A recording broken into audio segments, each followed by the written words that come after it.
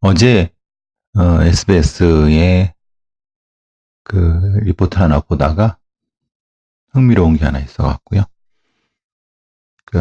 주거 침입 여성 성범죄를 분석했던 기사가 하나 있었습니다. 뭐 내용은 주거 침입 여성 성범죄 41건 분석했더니 반복된 키워드 뭐 이렇게 돼 있는데요. 제가 이제 신림동 그 성폭행 미수 사건, 강간 미수 사건에 대해서 여러 이제 TV에 나가서 매스컴에 나가서 한 얘기가 있습니다. 실제로 프로파일러들은 벌써 십몇 년 전부터 어느 지역, 특정한 지역에서 이런 범죄들이 다수 발생한다는 걸 알고 있었고, 그에 대한 여러 대처라든가 이런 부분에 대해서 말을 많이 했었다. 뭐 저도 이제 제 책을 통해서 뭐 누가 진짜 범인인가라든가 범죄 피해자가 되지 않는 법 같은 책을 통해서 그런 부분에 대해서 누차 얘기를 해왔고 방송에서 얘기해왔지만은 사실은 방송이나 아니면 뭐 정치인들이나 아니면은 뭐 이게 뭐 고위 관료들 별로 신경을 안 쓰죠. 그러니까 범죄라는 것은 실제로는 존재하는데 관심을 안 가지면은 없는 것처럼 느끼는 거예요. 그래서 저는 범죄 통계라는 걸 신뢰하지 않는다고 제가 말씀드렸지 않습니까? 또한 경찰이나 검찰에서 하는 범죄 대검수장 뭐 범죄 열람이라든가 아니면 통계라든가 이런 부분들은 사실은 그 배려볼 자체가 잘못되어 있는 거라고 제가 늘 말씀드렸습니다. 어쨌든 SBS에서 그걸 분석해 봤나 봐요. 어떻게 분석했나 했더니 아마도 판결문, 그러니까 대법원 판결문 이걸 가지고 2018년부터 19년까지, 그러니까 2018년 1월부터 2019년 아마도 6, 7월까지, 뭐 이렇게, 뭐 이건 뭐 판결문은 1심 판결이든 아니면 대법원 판결이든, 대법원 판결은 어차피 나와 있으니까. 근데 1심, 2심은 아무래도 거기에 따라 주어지는 조건에 따라서 검색을 하거나 아니면 거길 출입하는 기자들한테 검찰 중심 이렇게 통해서 추출한 것 같습니다. 그러니까, 서울 수도권에서 20, 30대 여성을 대상으로 한 주거 침입 판결문 이렇게 되는 거죠. 그 주거 침입 플러스 성범죄까지 이어진 것이 41건이라는 겁니다. 그러니까 이제 그러면은 여기에는 이제 뭔가 부족한 부분이 있죠. 즉 분명히 범인이 강간 범죄를 노리고 강간을 하려고 들어가서 실제로 근데 그것까지 되지 않아 갖고 검사가 입증을 못해서, 아니면은 실제로 경찰에서는 그렇게 하려고 했는데 검사가 그건 증거를 찾기 어려우니까 하지 않은, 그게 하지 않은 건지 하지 못한 건지를 포함해야지 사실은 정확한 범죄 숫자가 되는 겁니다. 그러니까 말하자면 이건 전적으로 주거 침입 플러스 성범죄, 그러니까 결국은 강간 범죄죠. 주거 침입 강간이죠. 이게 41건이라는 겁니다. 그러니까 41건만 가지고 분석하면 안 된다는 거죠. 실제로는 주거 침입해서 명백하게 그냥 절도만 하려고 하는 것만을 제외하고 주거 침입만, 그리고 여기 41건 그 중간에 있는 것들이 사실은 어떻게 보면 더 중요할 수가 있는 겁니다. 물론 당연히 성범죄까지 간 것도 핵심적으로 위험하죠. 그러니까 그 부분에 대해서 이 기자가 범죄에 대한 그 개념이 없는 거죠. 쉽게 말하면은. 근데 그것만 가지고라도 의미 있는 결과를, 그 판결문에 보는 것, 사실 이건 판결문을 보면 안 되고 수사 기록을 봐야 되는데, 수사 기록을 보려고 하면은 문제는 담당 검사한테, 담당 수사관한테 그걸 찾기도 힘들 뿐더러 찾았다 한들 기록 자체가 존재하지 않죠. 왜냐하면 경찰은 검찰로 송치했으면 그 수사 기록 자체를 보관하면 문제가 되는 거고, 다만 수사 보고서나 이런 부분들은 있을 수 있는 거죠. 그런데 그걸 공식적으로 내놓을 이유가 없는 거고, 검사는 기소해서 재판 끝난 건데 자기가 굳이 할 필요가 없죠. 법적으로 어떤 의무가 있는 것도 아니니까. 결국은 범죄 통계라는 것을 찾으려고 하면 결국은 발생한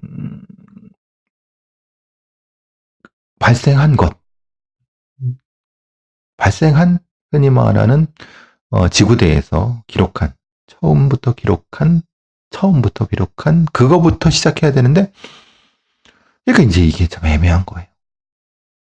실제로 그 서울이나 이런 수도권에 도대체 얼마의 범죄가 있는지를 모르는 거예요. 근데 어떻게 모를 수가 있어요? 경찰이 눈 시퍼렇게 뜨고 있는데, 근데 여기서는 통계의 분명한 사각지대가 존재한다는 거죠. 그러니까 일선 경찰은 알고 있고 분명히 발생 원부에다가 찍어놨는데, 그것을 수사하는 과정에서 이 단순 주거침입으로 빠져버리고, 실제로는 감각까지 했는데 증거를 취득을 했는지 못했는지, 고의적으로 누락시킨 건 아니라 하더라도 증거 취득의 어려움이라든가 이런 부분 때문에 단순 주거침, 실제로는 강간인데 거기서 빠지고, 또 기소할 때 빠지고, 재판할 때 빠지지 못하다 보니까 결국은 실제로 41건밖에 안 되는 거예요. 그래서 이제 항상 한국형사정치연구원에서 성범죄는 거기다가 열을 곱하거나 최소한 6을 곱해야 된다 라고 하는 이유가 그겁니다. 그러니까 참 어떻게 보면 전 그런 얘기를 하는 거죠. 우리나라에 다른 나라보다 참 안전한 나라다, 이런. 아니고 그것도 누가 제가 그 부분에 대해서 반론을 제기하거나 그러지 않습니다. 근데 적어도 그러려고 하면 정확히 이런 범죄 통계가 어떻게 생산되고 어떻게 프로세스로 돼서 그 실질적인 의미가 뭔지를 알아야 된다는 거예요. 근데 그것도 모르는 상태에서 경찰이나 검찰이 이 발표하는 수치만 딱 놓고, 이건 되게 웃기는 얘기라는 거예요. 제가 하는 말을 경찰, 검찰 다 알고 있습니다. 제가 저만 아는 얘기 아닙니다. 범죄 통계하는 사람들, 학자들 다 알고 있는 얘기입니다. 알고 있는데 문제는 자기 일이 아니잖아요. 실제로 이렇게 피해를 보는 힘없고 약한 소수 여성들이거나 아니면 어린이 아동이거나 노인, 힘 없는 사람들이 아니라 그 사람들은 수사기관에 있고 적어도 연구하는 박사하고 어디 가서 그래도 행세하는 사람들이지 않습니까? 그러니까 그런 거예요. 판결문에 밤늦게 새벽 시간에 혼자 길을 가는 여성, 택시 하차하는 여성, 성폭력하기로 몰래 문을 여는. 근데 여기선 이제, 그래서 제가 통계 오류가 있을 수 있다는 것이, 자정부터 4시까지가, 새벽 4시까지가 전체 사건의 65%, 그러니까 3분의 2가 발생했다고 하는데, 여기서는 근데 아까 말씀드린 것처럼 41건이라는 것 자체만 가지고 판단한 거예요. 저는 사실은 그 앞 시간과 그 뒤 시간도 무시하면 안 된다. 오히려 전 더 많다고 봅니다. 근데 정확히 더 어떤 근거로 하게 되면 저도 그냥 케이스 바이 케이스만 할 수 있지, 제 의견을 반대하는 사람도 그 부분에 대해서는 알 수가 없어요. 어쨌든 이 건만 가지고는 60%가 자정부터 4시 사이고, 그리고 낯선 사람, 이건 제가 말씀드린 이 범죄는 프로파일러들이 항상 알고 있는 것처럼, 얘기하는 것처럼 이건 공간 점유 범죄입니다. 그 공간에서 신림동 전철역 근처에서 이렇게 지키고 있다가 쓱 따라가서 강간하고 지구 침입하고. 그러니까 그렇게 많은 신림역, 봉천역, 뭐 서울대 입구역, 뭐 여기만 아니라 뭐 신촌역부터 시작해서 저 아래 다른 구로 쪽이라든가 아니면 뭐 저기 강동 쪽 어디라든가 이건 제가 특별히 몇 명만 말씀 안 드려도 그 외에 이런 비슷한 공간은 다 존재하는 겁니다. 그리고 그러니까 무작위 공간 점유 그리고 전과가 없는. 근데 여기도 한계가 있다는 거예요. 전과는 없는데 수사, 즉 범죄 전력은 없는데 수사 전력은 있다는 거예요. 사실 그게 핵심이거든요. 그것도 통계에 안 내요. 그러니까 성범죄 전과가 없는 사람도 60분, 3분의 1이라는 거예요. 3분의 1은 전과가 있는 사람들. 근데 이것도 사실 전 믿을 수 없다는 거예요. 오히려 성범죄 전과가 있는 놈들은 빠져나가는 거죠. 원룸, 다세대, 고시원, 빌라가 72%예요. 이거는 아마 통계랑 대차적으로 맞을 겁니다. 그런데 단독주택도 여기선 무시할 수 없어요. 그러니까 통계 전체를 사실은 신뢰하기가 쉽지가 않아요. 택배원 가장, 그리고 음식 배달원인데 새벽에, 그러니까 밤에 이게 딱 혼자 있는 줄 알고 배달한 다음에 찍어뒀다가 새벽 시간에 다시 와서 범죄하는 이런 경우도. 제가 다시 한번 이 말씀을 드리려고 하는 거는 무엇인가 대처랑 범죄 예방을 하려고 하면 정확히 얼마의 사람들이 피해를 받고 어떤 범죄자가 공격자이고 실제 상황이 어떤가를 정확히 파악해야 된다는 거예요. 근데 그걸 파악하지 않은 상태에서 그냥 코끼리 뒷다리 잡는 식으로 예방책이 나오고 그리고 실제로 기자들도 그렇고 전문가라는 사람들도 도대체 뭐가 뭔지를 모르고 참 답답하다는 겁니다. 범죄 통계가 제대로 재구성을 했으면 좋겠다는 생각 때문에 이 말씀 한번 드려봤습니다.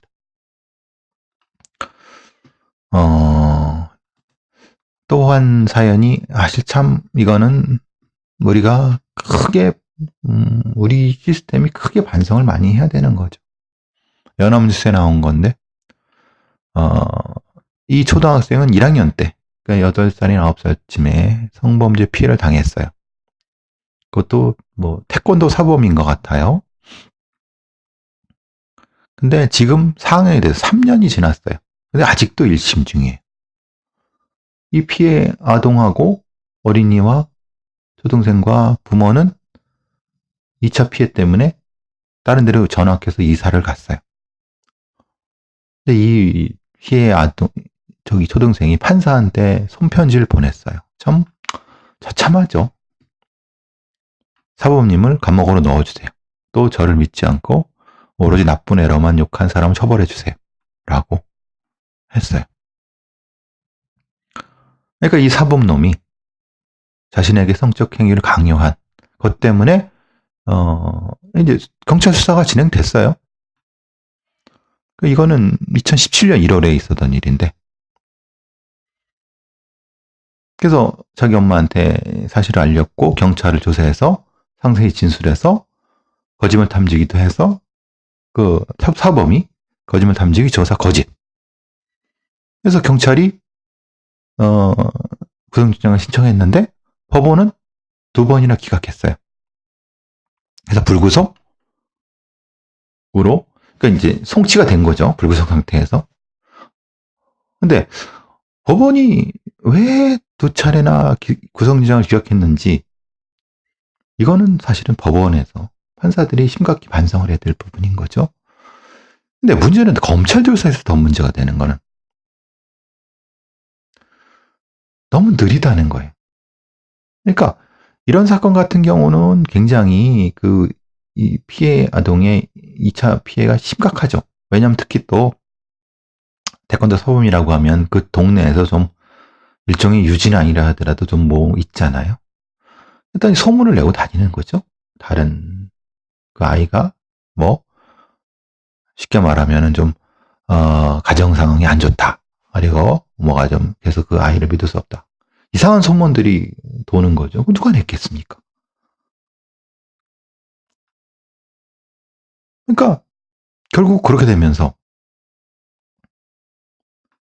재판이 어떻게든 들어갔는데 검찰에서는 당연히 피해자 심리 아동 전문 심리원의 진술 분석으로 해서 아이의 진술이 신빙성이 있고 송치된 지 1년 만에 기소를 했어요. 심각한 문제죠. 어떤 거? 사건은 1년 전에 벌어졌는데 1년 뒤에 그러니까 한 번 한 거 또 하고 또 하는 거잖아요. 그래서 사실 이것은 아동 성범죄 같은 부분에서는 절차를 빠르게 해야 되고 촘촘하게 해야 되는 거죠. 다른 사건처럼 그렇게 한 거죠, 사실. 그동안 겪었을 아이의 고통.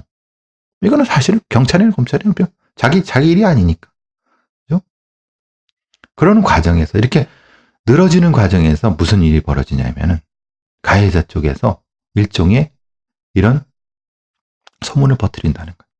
봐라. 실제로는 제가 거짓말하는 거다. 애가 성장 환경이 안 좋고 그렇기 때문에 자기는 일종의 누명을 쓴 거다라고 얘기를 한다는. 그러니까 결국 이런 일이 벌어지지 않으려고 하면 빠르게 진행을 했어야 되는 건데, 그러니까 경찰에서 한번 수사하고 검찰 또 하고 이런 문제들이 있다는. 그러니까 결국은 아동 성범죄, 특히 성범죄나 아동 성범죄 같은 경우는 단일한 수사 라인을 통해서 빠르게 진행을 했어야 되는 건데 그런 시스템의 문제인 거죠. 재판 과정 내에서는 이제 가해자 변호사가 또 악의적으로 하죠. 어떻게? 관련 없는 피해자 아이의 부모가 예를 들면 이혼을 했다는 거니 뭐 성적으로 문란했다는 이런 악의적인 얘기를 하는 거예요. 근데 재판이 진행된 과정에서 하는 얘기 때문에 그걸로 처벌받지는 않아요, 변호사가. 그 이정의 변호사가 엉뚱한 얘기를 떠들어도 그것이 처벌받지 않는 것처럼 동일한 거죠. 그러니까 굉장히 많은 명예훼손을 재판 과정 중에 하는 거예요. 실제로는 판사가 분명히 잘못이죠. 왜? 그건 관련 없는 걸 왜 계속 문제 제기하느냐? 라고 변호사를 제어했어야 되는 거예요. 제어 안 하잖아. 그런 과정에서 이제 재판이 길어지는 과정에서 아이가 정은아 기사가 간 거죠. 참, 보호막이 없어요. 아동 성범죄 피해자. 물론 그냥 성범죄 피해자들한테도 보호막이 없지만은, 부족하지만은, 이런 아동 성범죄 피해자들한테는 너무나도, 그러니까 피고인의 방어권 중요하죠. 그런데 피해자의 보호막, 오히려 더 중요한 거 아닌가요? 제가 이제 미줄라라고 하는 책을 보면서 미국의 사법 체계 하에서도 성범죄에서 피고인의 방어권에 숨어갖고 피해자들이 얼마나 처참하게 재판 과정 중에서 악덕 변호사들한테 당하는 건지를 거기서 나타난 것처럼 여기도 마찬가지예요, 우리나라도. 인터넷 한번 켜보세요. 형사 전문 변호사, 성범죄 담당 변호사 딱 해갖고 자기가 뭐 대검에 어느 있었고 뭐 어떤 부서에 있었고 그래서 뭐 철저히 불구속을 시켜주겠다라고 하고 뭐 이런 변호사들 엄청 광고 많이 하죠. 뭐 광고 좋다고 쳐요. 그러면 적어도 2차 피해를 당하거나 이런 피해 아동들을 보호할 수 있는 시스템은 더 먼저 만들어져야 되는 거 아닌가요?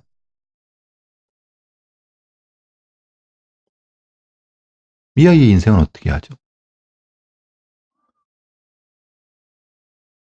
여기서 이제 몇 가지 문제점을 말씀드렸잖아요. 당연히 검경 수사권 조정이 돼야 되는 것은 경찰에서 한 걸 검찰이 또 하면 안 되죠. 당연히, 그러니까, 어떤 계층적으로 나누는 건 아니라 하더라도 전문 성범죄 수사관들이 있어야, 특히 아동 성범죄 수사관들은 별도로. 그래서 SVU라고 하는 미드에 나오는 것처럼 스페셜 빅팀 유닛이라고 해서 성범죄 전문 수사대가 있어야 되고, 그건 당연히 검사가 수사에 참여하면 안 되죠. 검사는 기소만 하고 수사를 전문적인 수사팀들이 하는 거. 그리고 판사도 당연히 재판이 진행되는 과정에서 피해자 보호 관점도 중요하다. 피고인의 방어권도 중요하죠. 균형을 못 잡는 이런 바보 같은 판사들을 어떻게 해야 되는 겁니까? 이런 부분들 등등등. 그래서 우리나라에 그만큼 범죄가 많은 거예요. 특히 아동 성범죄도 그렇고.